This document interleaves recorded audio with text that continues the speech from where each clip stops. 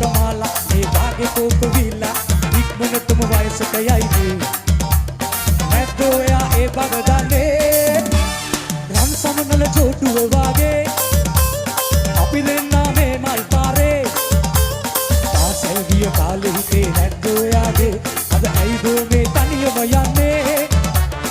මං එනතුරු නැද්දෝ ඉන්නේ